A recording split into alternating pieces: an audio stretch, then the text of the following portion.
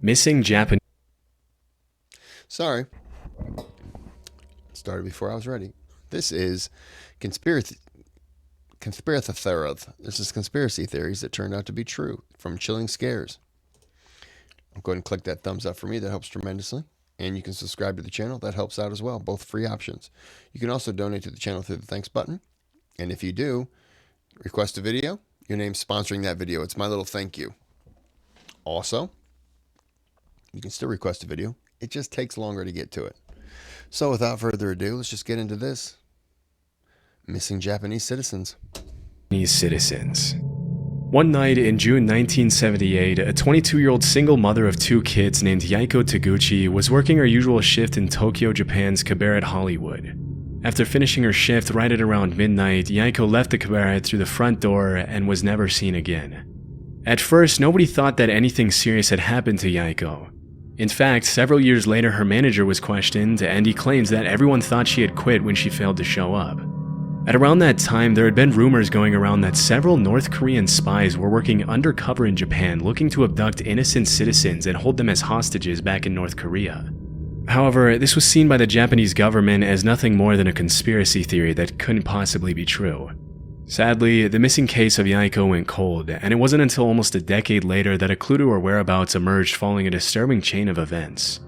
In November 1987, as South Korea was preparing to host the Olympics in the capital city of Seoul, a Korean Airlines plane blew up in mid-air as it was flying over the Andaman Sea, taking the lives of 115 innocent people. During the investigation, it was revealed that 2 North Korean agents acting under direct orders from the North Korean government had planted a bomb in an overhead storage compartment before getting off at the first layover in Abu Dhabi. As the authorities were closing in on the 2 suspects, one of them took his life with a cyanide-laced cigarette, but the South Korean government was able to arrest the other agent responsible for the attack. During her interrogation, it was revealed that she had been training for that mission for 6 years, and that for 3 of them she had been paired with Yaiko Taguchi, who had taught her how to speak and act like a Japanese woman so she could fly under the radar. As it was later revealed, Yaiko wasn't the only woman who had been kidnapped by the North Korean government. As of today, 17 Japanese citizens have been officially confirmed by the Japanese government as having been abducted by North Korea from 1977 to 1983. Disturbingly, a lot of them were shamelessly kidnapped in the middle of the day and thrown on a boat to North Korea. You might think that the victims were involved in something shady that put them on the North Korean government's radar, but the investigations actually suggest that most of them were average citizens who just happened to be at the wrong place at the wrong time. One woman was captured while she was walking to a knitting class, and 2 others were kidnapped on a vacation to Europe. Another one, a 13-year-old girl, was taken as she was walking back home from school. Some of these victims were kidnapped for identity theft purposes, while others, like Yaiko, were forcefully brought to North Korea to teach the Japanese language and culture to North Korean spies. After the kidnappings were confirmed beyond the shadow of a doubt, the North Korean government had no choice but to come forward and apologize, but they claimed that only 5 of the 17 kidnapping victims were still alive. Over the next few years, the North Korean government would send what they would claim to be the cremated remains of some of the deceased victims back to Japan. However, as DNA testing would quickly reveal, pretty much all of the remains were fake, leading the Japanese government to believe that many more of the kidnapping victims were still alive. To this day, the North Korean government has stuck to its story, claiming that there were only 13 kidnapping victims and that the ones who were still alive were sent back safely to Japan. Shockingly, while the Japanese government has officially confirmed 17 kidnappings, the list of potential victims suggests that the true number could be as high as 800. Sadly, given the current political situation, it's unlikely we'll ever see the full extent of these abductions, or see the North Korean government held truly accountable for its horrific crimes. 800 citizens have been kidnapped? Wow. Just wow.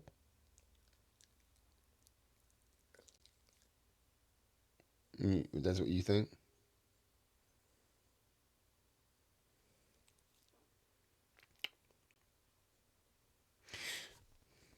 Okay. Just the other day, I found myself wasting hours of time I could have spent working on videos trying to find and cancel active. Rocket Matter has a, for example, the monthly subscription was constantly all of this.com heart attack gun. Back in the 70s, a journalist named Seymour Hersh published an article in the New York Times in which he accused the CIA of several assassination attempts on both foreign and American politicians who they considered to be anti-war dissidents. Due to these allegations, the US Senate put the CIA under investigation for alleged covert action abuses, which resulted in the release of 14 reports on major abuses committed by the CIA, FBI, and NSA. The majority of the reports included accusations of crimes such as opening and resealing US citizens' private mail for several years and illegally surveilling Black Power activists. Although these claims are obviously pretty serious, they paled in comparison to one particular accusation, or conspiracy theory, which alleged that the CIA had developed a pistol that could fire a poison dart over 300 feet, take a person's life, and leave absolutely no trace as to the cause of death. As it was later revealed, this theory turned out to be true, and the development of the poison dart gun was just one part of the program called MK Naomi, through which the CIA had sought to develop weapons for biological warfare. In 1975, William Colby, the CIA director at the time, had to testify in front of the committee that was investigating the agency. During questioning, he claimed that the CIA had developed a host of biological weapons as part of a plan to eliminate German leaders during World War II, but that their research had continued until well after the war. He also mentioned that the poison dart gun was almost completely silent on account of the battery that was housed inside the handle, and that it had been specifically designed for the target to feel nothing more than a mosquito bite when the dart struck. Interestingly, the agency had used a specific shellfish toxin to make it impossible for anyone to know what the cause of death was, leading forensic pathologists to believe that the victim had suffered an inexplicable heart attack. It wouldn't help pathologists that the dart was designed to melt inside the body so that it only left a small red mark where it entered the victim. When asked if the heart attack gun, as it was nicknamed, was ever used on anyone, the director alleged that it had only been used for experiments and that there were no records of actual use. As part of the investigation, the CIA had to hand over the gun to the committee, and there are some pretty wild pictures of the committee members analyzing the gun as William Colby answers their questions about it. Normally you'd expect to see something like the heart attack gun in a spy movie, and it's pretty wild to think that if they hadn't put it under investigation, they would have probably gotten away with using it for who knows what purposes. It's also pretty crazy to think that if that's the kind of stuff they were developing back in the 70s, imagine the kind of technology they have their hands on now. Disturbingly, the hearing was the only time the heart attack gun was ever shown publicly, and to this day it remains unclear what happened to it after the investigation. Rogue waves. Sailors often get a reputation for making up stuff they claim to have seen during their time out at sea, and because there's no one there to refute their claims, they sometimes get away with some pretty tall tales. For centuries, sailors all around the world had talked about seeing monster waves on the open sea that would allegedly reach over 100 feet in height. In 1826, a French captain claimed that he had seen a 108-foot tall wave in the Indian Ocean. Even though he had 3 sailors with him who backed up his claims, when he came back to the mainland, he was publicly ridiculed by the scientific community, as it was widely believed that it was impossible for a wave to be higher than 30 feet tall. For a long while after that, dozens of people continued to claim sightings of these monstrous waves in the middle of the ocean, but with no real evidence other than eyewitness testimonies, the existence of these waves fell into the urban legend or conspiracy theory category. In the 80s and early 90s, the Draupner platform was set up in the North Sea off the coast of Norway to extract natural gas. As part of the protocol that was carried out to see if the platform was stable enough to withstand the rough seas, a wave height recorder was installed on the platform.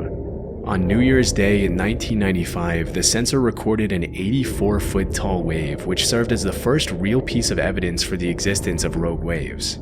After this incident, a lot of people started wondering how many of the sailors from previous centuries had been telling the truth. What's more disturbing than that is that there were probably hundreds of disappeared sailors from all around the world who had come across a rogue wave, also known as a monster wave or a freak wave.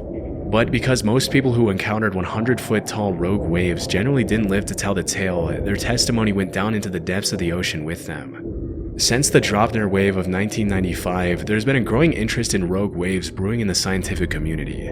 A few years ago, a professor at the Australian National University had estimated that at any given moment there are 10 rogue waves active in the world's oceans.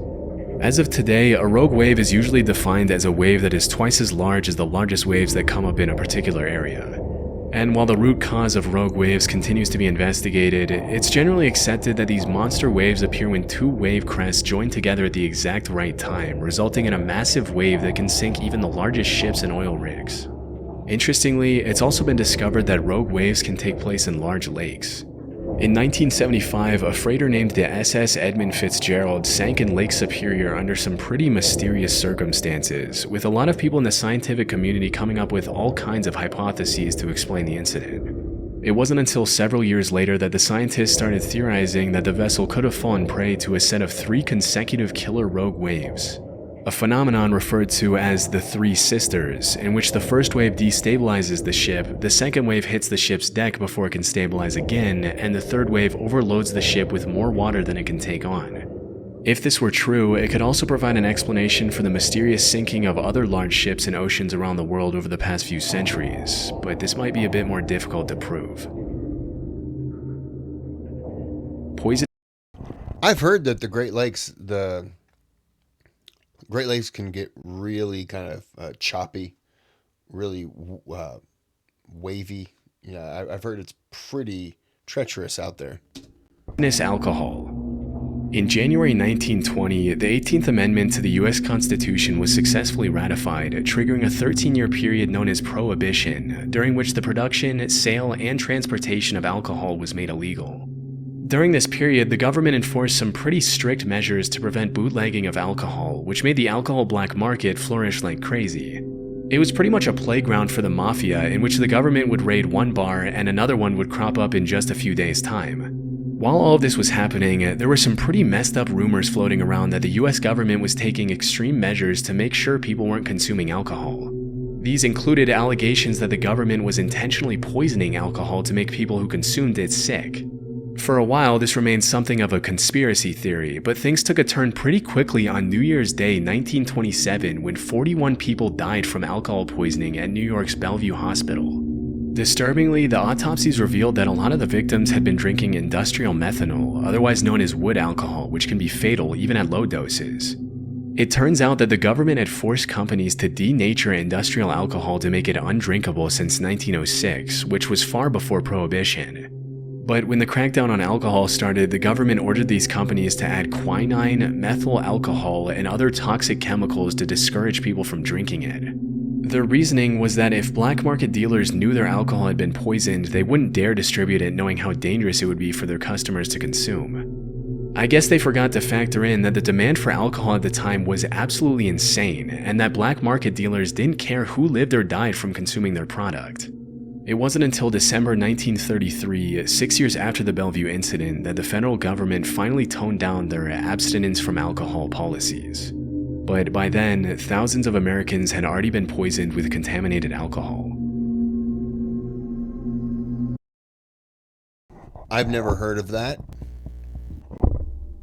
Sorry, that was me. I've never heard of that, but I could see, yeah, it makes sense. But to make it toxic, you do run the risk of killing people.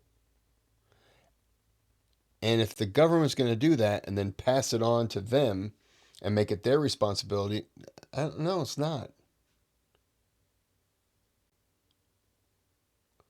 You can't, Charles Manson came up with a great plan. He still went to jail for it. Gorillas. Nowadays, there's really nothing too shocking about seeing a gorilla in a zoo or on TV, but there was once a time. By the way, when I say Charles Manson came up with a great plan, I'm not giving him a thumbs up for what he did. I'm saying he came up with the plan. Great plan. Not terrible turn of phrase there, but bad wording. There you go. But he came up with the plan. He had nothing to do with it. He still went to jail. Time when gorillas were considered to be in the same category as the chupacabra, the Jersey Devil, Bigfoot, and the Loch Ness Monster. I was able to find that up until a couple of centuries ago, gorillas were considered cryptids, which are animals that are believed by some to exist somewhere in the wild, but whose existence has never been proven. With most of these creatures, Bear King of Marble Falls, Beast of Bear Creek, Bigfoot, Chupacabra, Donkey Lady. Okay, I've never heard of Beast. I've heard of Beast of Brer Road. Brer Road? Big Feets. Chupacabra. Yes. Lechuza? No. Houston Batman? Okay, it's ridiculous. Hogzilla? What are we doing? Donkey lady. Come on now. No. Alleged sightings often turn out to be hoaxes, but obviously in the case of gorillas, what were once just rumors turned out to be true. Western explorers wouldn't come across a gorilla until around the 1500s, when an English explorer named Andrew Battelle was captured by the Portuguese off the coast of West Africa. While he was held captive on the mainland, Battelle described these disturbing, giant, ape-like creatures that would occasionally prowl around his campfire, but because he had never seen a similar creature before, he described them more as monsters than as animals. Battelle's description sent the rest of the world into what we can only call a gorilla frenzy, with all kinds of rumors being spread about these allegedly bloodthirsty, dangerous creatures living in exotic parts of the world. Over the next couple hundred years, the buzz around gorillas grew as explorers in Africa sent back illustrations of gorillas to Europe, which were often given to royalty and emperors as rare gifts. If you were to ask any European back then what a gorilla was, they would have described it in a similar way to how we describe Bigfoot or the chupacabra nowadays. They were thought of more as mythical monsters than regular animals. It wasn't until over 200 years or so later that an American naturalist named Thomas S. Savage found a gorilla skull in 1847 during an expedition to Africa, which was the first piece of real proof for the existence of these animals. Naturally, this triggered a bunch of new expeditions to the area, and between 1855 and 1859, French explorer Paul Duchaillu confirmed the existence of gorillas and even brought some back dead. Just as Andrew Battelle before him, Paul Duchaillu also described gorillas as these savage, bloodthirsty creatures which stuck in the public mind for a long time. Around 15 years later, some German explorers brought back a baby gorilla from Africa to Liverpool, even putting up some towels on the ship so he could swing around and entertain himself on the long journey back. As you can probably imagine, as soon as the ship arrived back in Liverpool, people started flocking around the hotel where the gorilla was allegedly being kept to catch a glimpse of the once mythical creature. To the public's dismay, Pongo the gorilla wasn't the massive, violent monster they had thought, but rather a cute little 2-year-old gorilla who loved to play with dogs. A few years later in 1902, a German explorer named Robert von Beringe killed 2 mountain gorillas, which were huge in comparison to the baby gorilla that the previous German explorers had brought back. And that was really the first time the public was able to understand what a full-sized adult gorilla looked like. It's pretty crazy to think that at some point these animals that we now see as normal were once seen as legendary monsters. Interestingly, if you really look at the research, there are a ton of other animals that we now take for granted that were once brushed off as hoaxes, including kangaroos, platypuses, giant squids, and Komodo dragons. With so many of these myths turning out to be true, it really makes you wonder how many animals are out there that we have no idea even exist.